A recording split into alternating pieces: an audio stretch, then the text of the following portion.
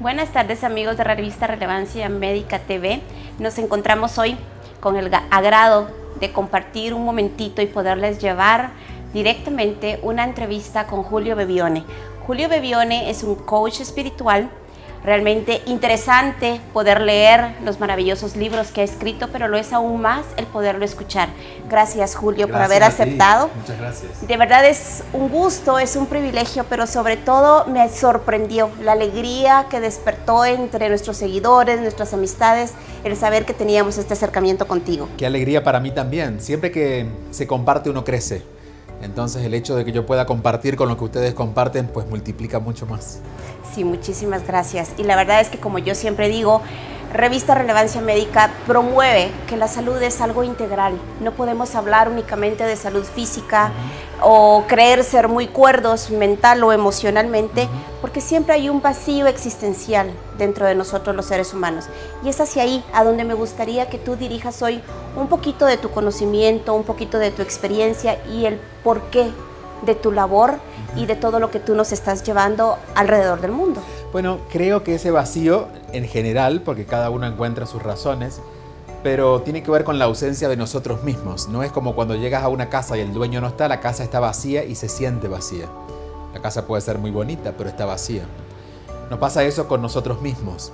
Cuando nuestra vida está llena de cosas, o por lo menos hay cosas por fuera, personas, situaciones, pero las sentimos vacías porque no estamos nosotros.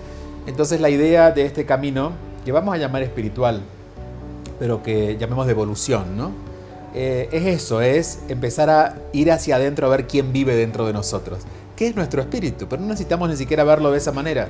Empezar a incluir esa otra parte que es el espíritu, la parte espiritual o esa parte invisible que todos tenemos en lo que hagamos. Y en la medida que vamos incluyendo la presencia de quien realmente somos, todo tiene otro color. Generalmente, y esto lo vivo muy a menudo, cuando empezamos a hacer el camino espiritual o a incluirnos, nos damos cuenta que todo es mucho más simple y cuán poco necesitamos. Entonces muchas veces cuando nos pone triste algo externo, porque no está, porque una persona, una situación, dinero o lo que sea, ¿no? Siempre ahí les recuerdo a las personas que lo que más necesitan no es eso que están esperando que ocurra, sino estar con ellos. Porque hay personas, de hecho, hasta muy pobres a nivel financiero o muy solas a nivel físico y están en paz porque están con ellos mismos. ¿Tú crees que ese estar contigo mismo tiene una relación con la frase que oímos a cada momento que dice amarse a uno mismo? Sí, lo que pasa es que creo que se ha entendido que amarse uno mismo significa decirse cosas bonitas. Y eso es una partecita que no siempre es posible. No siempre estamos tan amigos de nosotros mismos como para poder amarnos a nosotros mismos. Hay días que tenemos ganas de pelearnos con nosotros mismos. Yo creo que en vez de amarnos a nosotros mismos, lo que correspondería es ser auténticos. La autenticidad es algo que los seres humanos no nos animamos a practicar. Porque en la autenticidad tenemos que reconocer lo que no nos gusta, lo que no está bien. Y eso nos hace bien. Pero como no queremos hacerlo, nos pasamos todo el día contándonos cuentos bonitos para creer que estamos bien. Y lo que no está bien en algún momento sale, florece, ¿no? Es como, imaginamos que digamos que tenemos una enfermedad en el cuerpo. Y digamos, no, yo me siento bien. Y sigues hasta que eventualmente va a explotar el órgano. O va a salir por la piel, o se va a notar. Entonces yo creo que amarnos a nosotros mismos debería ser en estos tiempos empezar a tener esta práctica honesta de saber lo que somos, de saber lo que no somos, de lo que podemos y lo que no podemos, porque no lo podemos todo, pero sí podemos mucho más de lo que creemos. Ese encuentro auténtico con nosotros creo que es el verdadero amor. Sobre todo que, bueno, siempre ha existido, pero creo que ahora se ha incrementado muchísimo más el fetichismo. Sí. ¿Verdad? Entonces, sí. Por ejemplo, hay dichos que yo no estoy de acuerdo, pero puede hacer que alguien sí crea que es cierto. Que dice, por ejemplo, prefiero ser una gorda feliz que una flaca amargada. Claro. Bueno, yo creo que deberíamos ser felices y no amargados, gordos o flacos. Lo que pasa es que, y ahí está el tema, cuando evitamos ver lo que no nos gusta de nosotros, empezamos a buscar excusas. Porque creemos, por ejemplo, que estar gordo es malo. Y en realidad, si empezáramos a aceptar tal cual somos lo que somos, no habría nada en forma, en volumen, en edades, en cantidades que atentaría contra nuestra esencia. Entonces, cuando tenemos que disculparnos por estar gordos, o por estar viejos, o por estar solos, o por estar mal acompañados, o por vivir en no sé dónde, si empezamos a disculparnos por eso, bueno, en realidad hemos caído en una esclavitud muy grande porque nada de eso realmente somos.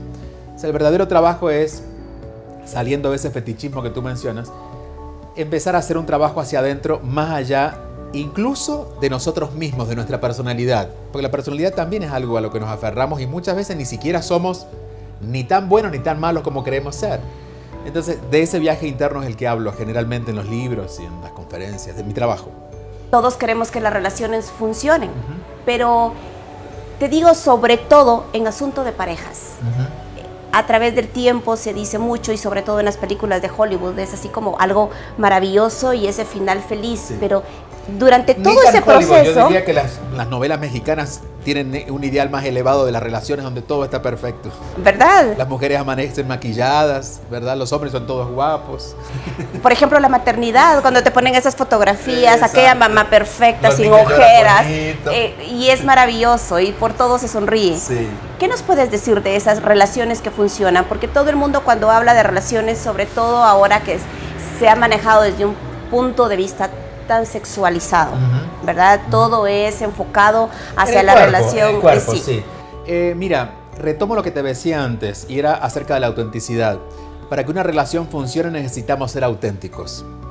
Yo me he encontrado con gente que me cuenta cosas, porque bueno, por mi trabajo la gente se abre y me cuenta cosas. Y me he contado cosas muy íntimas y muy dolorosas muchas veces de sus vidas. Y yo le he preguntado, ¿pero tú estás casado? Y me dicen, sí. Y digo, ¿y tu pareja no sabe esto? Me dice, no. Ni si me ocurriría contárselo. Entonces, claro, desde el momento en que armamos una identidad para sentir que por esa identidad somos valiosos ante esa persona, imagínate cómo la relación puede funcionar si la otra persona, para acceder a mí y a mi corazón, lo estoy bloqueando con una mentira o con algo no dicho. Entonces, por eso siento que el camino espiritual, que es un camino interno e individual, nos conecta con la otra persona. Porque cuando yo estoy en paz, cuando yo ya no te necesito porque estoy bien conmigo, pero me encanta compartir contigo, ahí puedo establecer el lazo. Y lamentablemente estamos en un tiempo, digo lamentable porque bueno, nos ha tocado en evolución estar en este tiempo, ni bueno ni malo, pero es lo que hay. Nos gustaría que fuera mejor. Un tiempo donde hemos estado cosechando tanto externo, los intelectuales, mucha información y mucha carrera. En lo material, los que les gusta comprarse cosas y tener cosas. Los atrapados en lo físico, en lucir muy bien físicamente. Pero nadie ha hecho el trabajo a ver qué pasa adentro. Entonces de pronto se encuentran dos cuerpos, se encuentran dos capitales, se encuentran dos profesionales, se encuentran dos grandes personalidades, pero no pueden conectar. Porque adentro no saben desde dónde agarrarse, de dónde abrazarse. Entonces, para que una relación funcione, eso es fundamental. Y es que cada uno haga su propio trabajo individual. Lo que pasa es que también manejamos mucha apariencia. Yo siempre digo y creo que no todo lo que brilla es oro. Entonces hay mucha hipocresía. Sí. No todo lo que brilla no es oro y el oro no brilla tanto. Si brilla mucho, se ve que no es oro. Hay mucha falsedad. Entonces, claro, por eso siempre también hay que andar. Lo que pasa es que, a ver, para que yo me dé cuenta que eso no es oro, antes tengo que haber descubierto qué pasa conmigo. Porque si no, siempre voy a creerle el cuento al otro si yo me sigo creyendo el cuento a mí. Entonces volvemos a lo mismo, ¿no? Tenemos que ser muy auténticos y muy honestos con nosotros antes de pretender mirar al otro y mucho más comprometerme con el otro. Yo te voy a hacer una pregunta un poquito más profunda y es cuando a mí me toca motivar, cuando a mí me toca sugerir, porque yo no digo aconsejar a los demás, ¿verdad? Obviamente yo no puedo sugerir o no puedo dialogar con alguien de algo que yo no he experimentado. Así es. Y definitivamente el sufrimiento y las experiencias te vuelven más sensible. ¿Qué nos puedes decir tú desde ese punto de vista y por qué desde esa profundidad tú decidiste venir y convertirte en un coach para la demás gente? Bueno, porque justamente lo que pasa en ese mundo que es el mundo de las sensaciones, ese mundo interno, no hay mucha gente que se haya metido allá abajo a ver qué pasa. Generalmente lo explicamos desde acá arriba, ¿no? La mayoría de las ciencias que hablan del ser humano hablan de los problemas internos, pero desde acá arriba. No, lo que pasa es, y lo definimos, y nos quedamos en la vidriera. y hay que bajar un poquito más abajo a ver qué hay. Entonces, mi decisión de dedicarme a esto pasa por ahí, no porque sea complejo lo que hay allá abajo. En realidad, generalmente es lo mismo que hay allá arriba, pero deberíamos bajar a corroborar qué hay, la historia, lo que realmente te pasó, qué realmente te hizo sufrir, por qué sufriste tanto. Esas preguntas no las hacemos. Entonces, mi decisión de dedicarme a esto tiene que ver con eso, de ponerle un poco de palabras, de contenido, de entendimiento a ese lugar tan, entre comillas, oscuro del ser humano que es su interior. ¿Cómo describirías tú el alma? Te voy a decir por qué la pregunta. Ajá. Hay una frase muy común, no sé si en Latinoamérica, pero en Sí. Guatemala es muy común y dice, me partió el alma. Es que me rompió Claro. el alma. Bueno, se lo digo desde el alma. Significa que le dio muy duro. Pero no necesariamente, el alma no se parte así. Digamos, no hay nadie que te pueda partir el alma. Te pueden partir muchas cosas, el corazón, todo lo que sea humano, pero el alma no es humana. Entonces el alma, nadie puede tener más poder que tú sobre tu alma porque es lo más íntimo en ti. El alma es lo que realmente somos. Es invisible, no nació con nosotros ni va a morir con nosotros. Digamos que el alma llega al cuerpo y el alma sigue después del cuerpo. Es lo que nos hace eternos. Cuando en lo religioso hablamos de que somos hijos de Dios, hablamos del alma. Si fuéramos hijos de un Dios como nosotros, el Dios también moriría. Pero hay una parte nuestra que es eterna como ese Dios, es el alma. Entonces el alma es la que lleva el registro de quién realmente somos. Nuestra verdadera identidad está en el alma. Entonces, por ejemplo, en el alma está tu talento. En tu personalidad, en tu cuerpo está tu profesión. Pero tu talento está en el alma. Tu capacidad de amar está en el alma. Tú vas a usar tu cuerpo, vas a dar abrazos, vas a usar palabras bonitas, pero la capacidad de amar está en el alma. Entonces, hasta que no incluimos el alma, todo es vacío. Podemos dar abrazos, pero si no incluimos el alma, ese abrazo se siente a dos brazos que se cuelgan. Podemos incluso ser profesionales muy estudiados en algo, pero si no le ponemos vocación, es vacío. Uno siente que la persona no está presente en eso que está haciendo. Entonces, el alma es realmente el contenido fundamental de nuestra presencia en la tierra. Por eso, hasta que el alma no entra, esa es la espiritualidad, hasta que el alma no entra a jugar un rol fundamental en nuestra vida, todo se sabe a poco. Y todo lo externo, de hecho, se termina muriendo, porque algo sin alma tiene tendencia a morir muy rápidamente. En cambio, cuando tú pones tu alma, involucras tu alma, es decir, te entregas realmente en algo, puede que incluso eso se caiga, sea una relación, un trabajo, tus finanzas, pero como el alma sigue viva, tú no te caes con eso, ¿se entiende? Sí. Estás aferrado a tu alma. Claro. No te derrumbas tan fácilmente. Claro, porque no claro. estás dependiendo de lo externo. Claro, nada material. Una frase muy linda que tú dijiste el día de la conferencia de prensa y fue, el intelecto debe ser el administrador del alma. La personalidad debe ser como el gerente, ¿no? Pero la que manda es el alma. Y esa es la idea. La personalidad, que es lo que nosotros creemos ser, ¿no? Esto que está tan definido por nuestro rostro, comenzando por el rostro, por eso lo ponemos en la identificación personal, porque creemos que somos ese que está en el rostro, con esa cara. Como lo que nuestras formas de ser, todo eso es lo que va a pasar de largo, lo perecedero, la personalidad, el intelecto, la mente racional.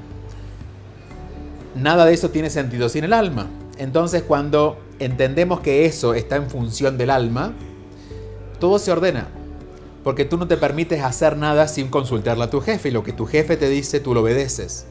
La rebeldía muy loca, de hecho, del ego, de la personalidad egoísta, del ser humano que se cree que solo esto es lo único que hay, es que cree que es independiente del alma.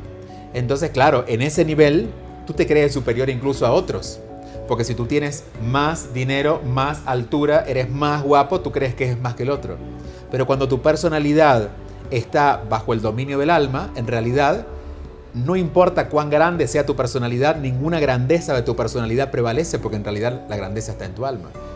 Y como puedes ver desde el alma, tú ves el alma de la otra persona. Entonces tú puedes ver que el otro es más débil o no, tiene más cosas materiales o no, pero nada de eso lo define, porque tú lo ves desde el alma y puedes ver también su alma.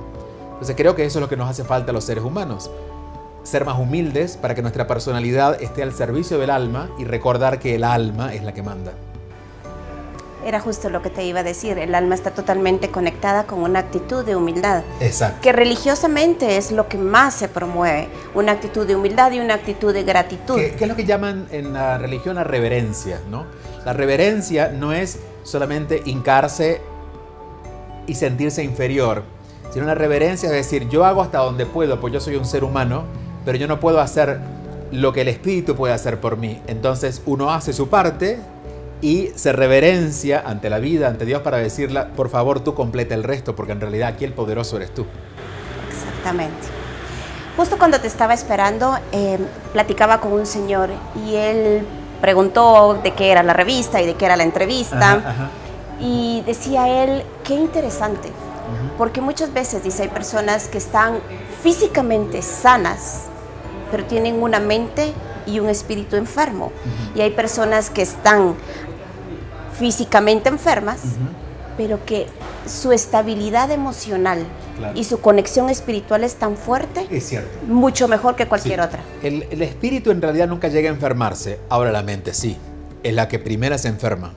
Entonces sí, por eso deberíamos estar muy conscientes de cuidarnos, de crear un patrón de vida, que de hecho lo que tú haces, por ejemplo, es educar a esa parte, ¿no? En la que podamos permitir que la mente, que es nuestra personalidad, se entregue o no se deje gobernar por el mundo, sino por Dios o por el alma. Ahí es cuando estamos sanos. De hecho, cuando estamos enfermos físicamente, en el cuerpo, pero estamos sanos de mente, podemos estar en paz con la enfermedad. Entonces podemos tener una enfermedad muy grave, pero estamos en paz, que es lo que todo enfermo anda buscando. Y hay mucha gente que no solamente está sana físicamente, sino que tiene todo para estar en paz, pero como no conecta con su alma, está en conflicto con todo. Y de hecho, puede que sea una persona que tenga un cuerpo esbelto, pero sienta que no es suficiente todavía porque le falta sacarse un rollito que tiene en el lado izquierdo y que le gobierna la vida. En cambio, puede que otra persona incluso no pueda mover su cuerpo, pero como está en paz puede disfrutar de la vida. De ahí es tan importante conectar con el alma. Creo que de ahí vienen aquellos testimonios tan hermosos, por ejemplo, de pacientes con cáncer o pacientes con alguna enfermedad terminal, pero que tienen una actitud que tú dices, así es. ¿Cómo puede ser feliz con lo que le está pasando? Y muchas veces, y esto sí he sido testigo, muchas veces, cuando permitimos que el alma gobierne, el cuerpo puede sanarse. No siempre la enfermedad nos da la posibilidad de elegir qué hacer con ella. A veces la enfermedad viene para quedarse y termina con nuestro cuerpo. Pero muchas veces podemos corregir la enfermedad si comenzamos a obrar desde el espíritu. Es decir, si empezamos, por ejemplo, no solamente a cambiar nuestra alimentación y hacer lo que el cuerpo necesita, sino a soltar lo que nos pesa, a cambiar la actitud, a ser menos negativos, a perdonar con lo que tenemos rencor, a permitirnos tener una opinión amable de nosotros mismos. Cuando hacemos eso, el cuerpo, como comienza a relajarse, el cuerpo se sana. Entonces, muchas veces la sanación comienza desde el alma y después ocurre en el cuerpo. Yo te voy a comentar, tuvimos la oportunidad de estar con un cirujano gastro y él me decía... ¿Un cirujano gastro? Gastroenterólogo. Okay. Sí. Y me decía, es increíble la cantidad de pacientes reincidentes que yo tengo. Les puedo dejar el mejor medicamento, el mejor tratamiento y ellos vienen e invierten en que yo los cure. Pero cuando veo e investigo y voy más a fondo, me doy cuenta que el problema es emocional. Claro. Y que le está repercutiendo físicamente. Claro. Tú puedes corregir, de hecho, puede que un médico sea muy exitoso en corregir lo que incluso la persona no tenga disciplina en corregir. Puede consiga la medicina que hace que esa persona, aunque no cambie la alimentación, se sane. Y puede que con esa medicina esa persona no tenga que enfermarse nunca más. Pero resulta que a pesar de que siga con la medicina, vuelve a enfermarse. Porque la razón de la enfermedad es un aviso de algo del alma. Entonces, la razón es que nunca atendí lo que el alma me quería decir. Entonces, hay un límite que no está en la medicina en sí, sino está en la actitud del paciente, y es la de ir al origen para cambiar la razón por la que me estoy enfermando, ¿no? Si todos nos enfermáramos por comer algo que nos hace daño, todos los que comieran eso deberían estar mal. Pero hay gente que come muy sanamente y está más enferma que el que come cosas feas, pero lo que cambia es la actitud o el contacto con ellos mismos. Entonces ahí es la importancia que tiene de tener un contacto muy cotidiano, firme, ¿no? En lo cotidiano con el alma. Sí. Siempre nos dicen, todo es cuestión de actitud. Tú quieres lograr algo, tu actitud es lo más importante. ¿Qué nos tienes que decir tú respecto a la actitud y cómo realmente encontramos ese camino correcto para hacer ese enlace entre la actitud y todo lo que tenemos alrededor? Bueno, creo que la actitud no se puede inventar. Hay ciertas teorías psicológicas que dicen que si uno practica mucho una actitud se vuelve real. Puede ser, no ha sido mi experiencia, pero yo sí creo que la actitud viene del alma. La actitud es interna. No la tengo que ensayar con el cuerpo. La actitud es como la motivación, viene por dentro. Entonces, haciendo un trabajo interno o un trabajo espiritual o un trabajo de contacto interno con uno mismo a nivel psicológico profundo, de reflexión, ¿no? de dedicarse tiempo en silencio para escucharse. Si hacemos eso, la actitud siempre va a estar, porque el alma florece fácilmente.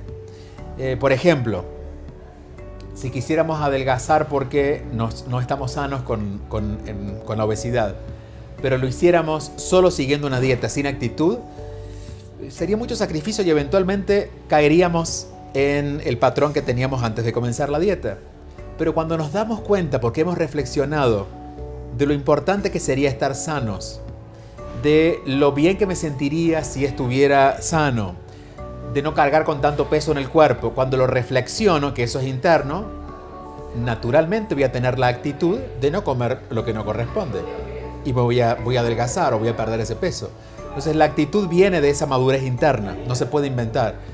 Por eso es tan importante la educación espiritual o emocional profunda, ¿no? Y es la de encontrar realmente el propósito de las cosas que hacemos para que la actitud sea espontánea, no tengamos que andar inventando cosas. Respecto a lo que tú decías de educar desde el punto de vista espiritual, desde el punto de vista emocional, pero profundamente. Yo lo hice y creemos los papás que si llevamos a los niños a un grupito de oración y que comparten y que aprenden y que alaban y bueno, no importa de la denominación que sea, pero que nosotros ahí ya estamos formando a nuestros hijos. Claro. ¿Qué tienes tú que decirme respecto a eso? Porque bueno, no queda ahí.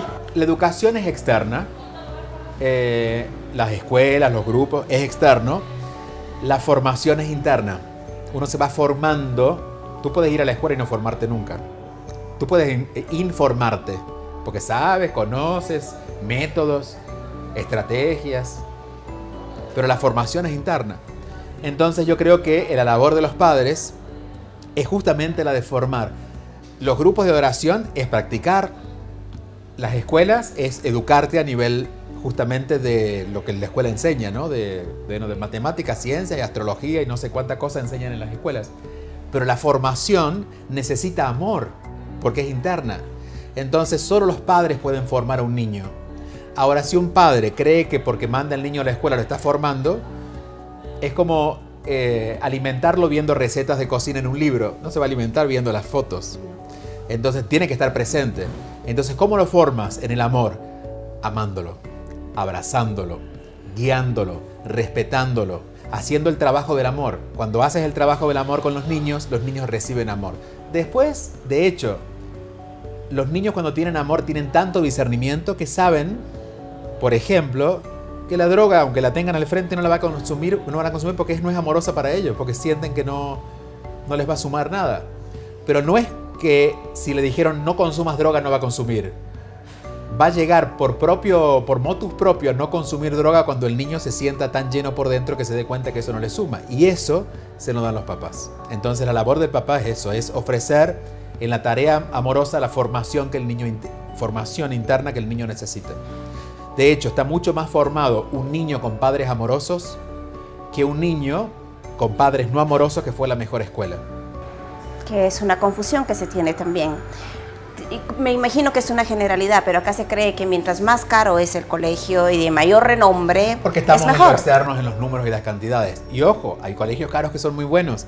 No lo valoramos por eso. Solamente lo que estamos marcando es que la presencia amorosa del padre es necesaria. Y valoro mucho que hoy en día muchos maestros están ofreciendo eso a grupos de 40 niños, tratando de ser lo más amorosos posible y terminan siendo a veces más amorosos que los padres, que no significa que no sean amorosos, pero como están tan ausentes, los niños no sienten amor, ¿no? Bueno, todo esto. Están tan ausentes viendo cómo consiguen el dinero para pagar el colegio tan caro. Por ejemplo, y entramos en un círculo y creen que pagando el colegio o mandando a los niños al colegio o haciendo cosas con los niños hacia afuera pueden conquistar algo.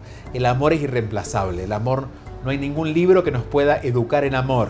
Lo que nos educa en amor o lo que nos forma en el amor es amando. Y la responsabilidad del padre es amar al hijo. Por eso se dio ese formato en el diseño. Si los niños no hubieran necesitado amor, hubieran nacido de un repollo o hubiera venido de la cigüeña. Pero la cigüeña no sabe amar más que a los cigüeños. Y el repollo no sabe más que florecer para que se lo coman. Lo único que saben amar son los padres. Entonces, si el padre tiene un hijo, debe amar al hijo. ¿Me entiendes? Es tan simple como eso. Yo entiendo que tienes un libro relacionado... Para niños. Ajá. Sí, se llama Espiritualidad, mis primeros pasos en la espiritualidad. Es un libro para que los papás puedan establecer un diálogo con los hijos sobre estos temas de lo interno. Entonces es un libro que habla de la luz interna, habla de Dios sin usar la palabra Dios, habla de la energía del amor, porque a veces también hay que considerar algo, los padres no saben hacerlo. Digo, no es que no sepan abrazar, pero no saben cómo ir más allá. Entonces, bueno, es un elemento externo para el servicio del interno. Es que creo que es una cadena, porque sí, tú aprendes muchas cosas, definitivamente conforme las generaciones van pasando, uno trata de ir mejorando también, pero no puedes dejar por un lado el origen de donde vienes. Claro. Sí, además yo no creo que a ver, lo que ha evolucionado es más lo cultural, pero lo esencial es siempre lo mismo. Es decir, Jesús hace 2000 años, la gente que estuvo en el planeta hace 5000 años y nosotros, todos tenemos un alma y todos nos comunicamos a través de lo afectivo. Es decir, que es muy simple realmente hacerlo. No necesitamos grandes instrucciones, necesitamos justamente dejar de contaminarnos con tanta información y empezar a volver a lo simple. Digamos que no va a ser tan importante la calidad de diálogo que tengas con tus hijos si tú puedes abrazarlos y hacerles sentir el cariño. Pasa mucho, mira, en Guatemala, estando en el lago, me he encontrado con mucha gente muy simple. Simple significa, cuando algo es simple es porque no tiene muchos pedacitos, es simple. Las personas simples son personas que no tienen tantas cosas en la cabeza, que son simples. Y en el lago hay mucha gente simple, porque quizás ni fue a la escuela. Pero uno puede ver sus ojos, están llenos de amor. Incluso tan simples que no tienen ni siquiera dinero para vivir. Y viven de lo que hay. Pero como ha sido tan poco lo que han tenido por fuera, han cultivado lo interior. Y ahí te das cuenta realmente el trabajo del amor. Es gente muy feliz, carente de lo externo, mientras vienes a veces a las grandes capitales donde hay gente muy infeliz, exageradamente llenos de lo externo. Y ahí te das cuenta cuando el espíritu es el que hace el trabajo. Tú mencionaste algo que personalmente me tocó muchísimo, y fue respecto a cómo a las mamás nos gusta o optamos por ese rol de sufrimiento ante los hijos. Claro, porque sentimos que eso es valioso, ¿verdad? Si tú pudieras, por favor, contarle a nuestro público respecto a eso un poquito. Nos hemos educado que hemos puesto el sufrimiento o el trabajo duro, que incluye lo emocional también, que es el sufrir, en el lugar de lo valioso. Y de hecho hemos puesto la felicidad, que es lo natural, en el lugar de lo poco valioso.